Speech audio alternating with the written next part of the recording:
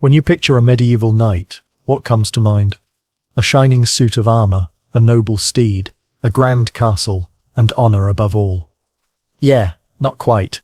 The reality of a knight's daily life was far more brutal, political, and even mundane than legend would have you believe. While some knights did live like minor lords, most were far from the chivalric superheroes we see in movies and games. Let's start by busting the biggest myth of all. Not every knight was rich. Many were more like armored debt collectors than kings of the battlefield. To become a knight, one had to start early. At around age 7, boys born into noble families became pages, serving a lord's household, learning manners, reading, and helping with basic chores. By age 14, they became squires, essentially glorified assistants to knights. That meant caring for armor, horses, weapons, and being present on the battlefield, usually unarmed. Training was physical, brutal, and constant. Sword drills, horsemanship, jousting, all essential, but so was courtly behavior.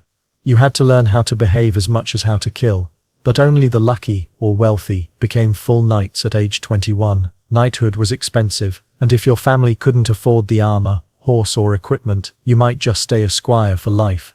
That glamorous armor you imagine, it cost a fortune. A full suit of plate armor in the later Middle Ages could cost as much as a house.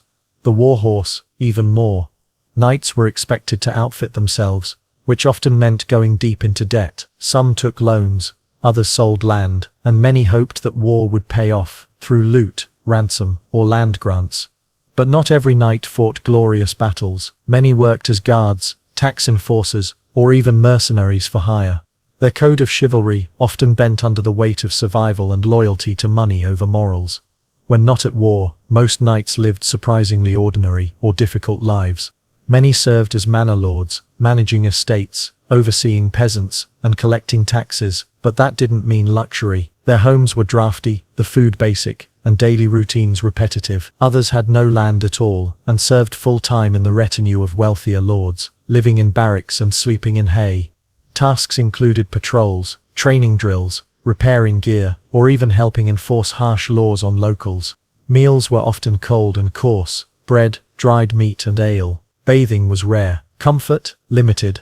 Chivalry may have been preached in poems, but the real knight's life was about duty, discipline, and discomfort.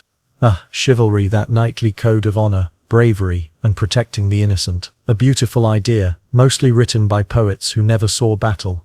In reality, knights could be ruthless. Raiding villages, enforcing brutal justice, and waging private wars was common. Some knights acted like bandits, using armor and swords to intimidate rather than inspire.